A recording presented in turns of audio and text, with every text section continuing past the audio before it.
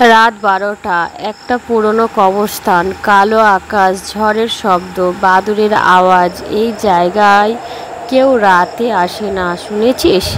মাঝরাতে নাকি কঙ্কাল নাচে। আরে ধুর, কঙ্কাল আবার নাচে নাকি? ওটা সব গুজব। হঠাৎ পেছনে থেকে হাড়ের খটমট শব্দ। একটা কঙ্কাল ডিজে গানের তালে ডান্স করছে। বন্ধু ভয়ে কাঁপছে। আমি বলেছিলাম না আমরা মরে গেছি?